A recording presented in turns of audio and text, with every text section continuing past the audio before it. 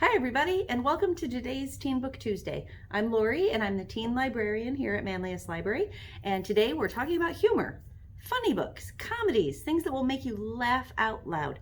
We're going to start with Who Put This Song On? By Morgan Parker. It's a thoughtful novel set against the backdrop of the 2008 presidential election. Morgan Parker, also the main character, age 17, is a self-proclaimed super emo kid. She's living with anxiety and depression in Southern California. Now that doesn't really sound like the setup for a comedy, but trust me on this one. She's one of the only black kids at her conservative Christian school, a high school inside a church inside a packed sun. Morgan regularly experiences racist microaggressions from her teachers and peers who comment on the music she listens to and the clothes she wears and how white she acts.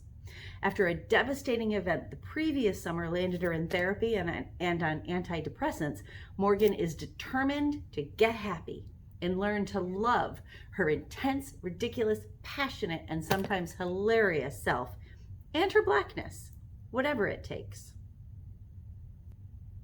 When the election and a project for history class show Morgan how much she doesn't know about Black history, she decides to educate herself and her classmates on what it means to be Black in America.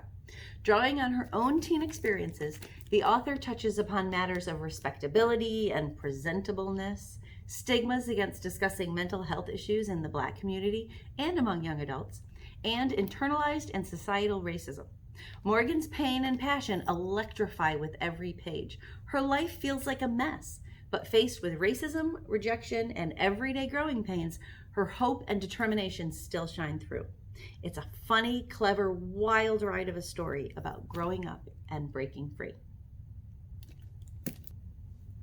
Next up is Etiquette and Espionage, the first in a series by Gail Carriger. Finishing school is ever so interesting when you're learning how to poison your dinner guests with the mutton chops. Sophronia, infamous in her family for dissembling dumbwaiters and falling into custard, is horrified when she is sent to Mademoiselle Geraldine's finishing academy for young ladies of quality. But school isn't the dreadfully boring disaster Sophronia anticipates. Her despair evaporates when she learns that at Mademoiselle Geraldine's, finishing means learning the finer points of deceit, espionage, and assassination. And far from a stodgy old castle, the school is a giant dirigible that floats above the moors. Yes, this is a steampunk adventure. In the academy, the girls learn music and intelligence gathering, cooking and defense against vampires, dance and rudimentary seduction. Along with her new chum Dimity, Sophronia learns the principles of fundamental espionage, discovering the Academy's own secrets along the way. She assembles a lovable gang of misfits, an engine room sooty and an urchin mechanical whiz, a student from the nearby Evil Genius Academy, and a steam-powered dog named Bumbersnoot, to assist her on her delightfully madcap espionage adventure. This is laugh out loud. It's a steampunk spy novel, and it's fabulous. It's also the first in a series. You can't talk about teen humor and comedy without at least one young adult rom-com, and this one is wonderful. It's called From Twinkle with Love by Sandhya Menon. Twinkle Mara is used to making observations about the world. She wants to be a filmmaker after all, and that's what a good filmmaker does. Twinkle has noticed a lot of things. Her best friend Maddie has started ditching her to hang out with the more popular girls. Neil Roy is a hottie who's never given Twinkle the time of day, and Twinkle's parents, especially her mother, who misses India, are too preoccupied to pay much attention to her.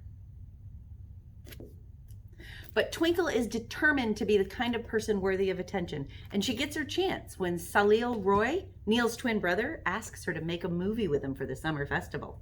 At the same time, Twinkle starts getting emails from a secret admirer called N. They must be from Neil, but is that even what Twinkle wants anymore? It's told in Twinkle's letters to female filmmakers and interspersed with occasional text and email messages.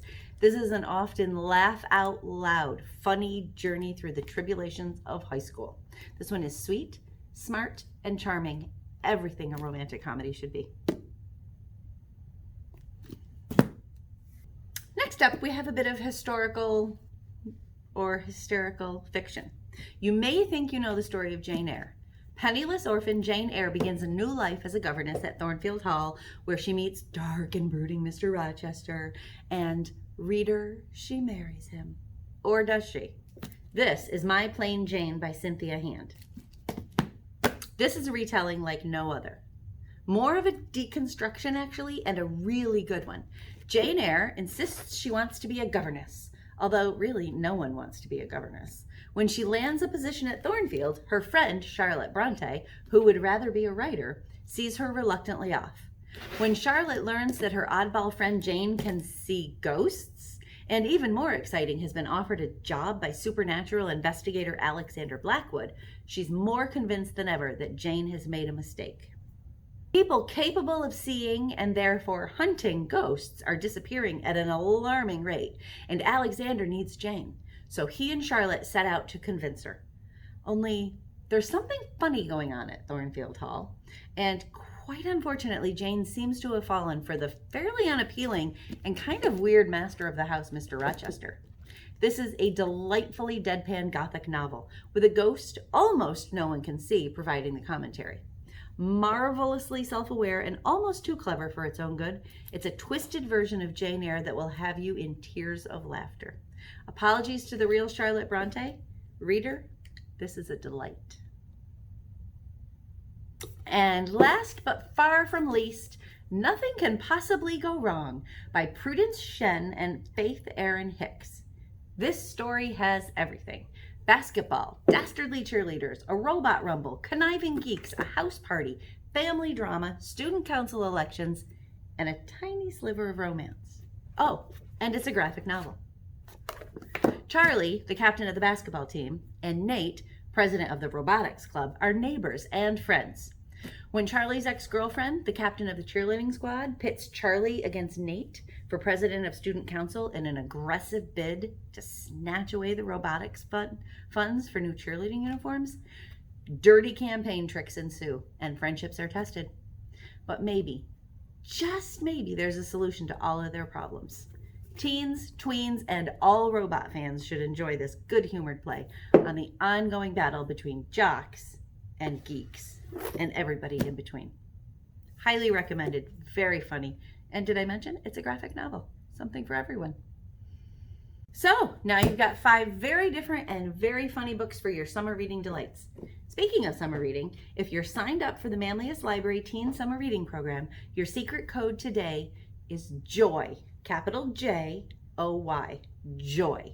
Go to your account, click on the Teen Book Tuesday mission, and enter the code to complete today's activity. If you're a teen ages 12 to 19 in Central New York and you're not signed up, head over to our website at manliuslibrary.org and get signed up today. It's not too late, and there's lots of great prizes at the end of the summer. Thanks for joining me for today's Teen Book Tuesday. I'm Lorie. I'm the teen librarian at Manlius Library, coming to you from the teen room. Have a great week. I'll see you next Tuesday. You can find me here every Tuesday at 4 o'clock. Happy reading.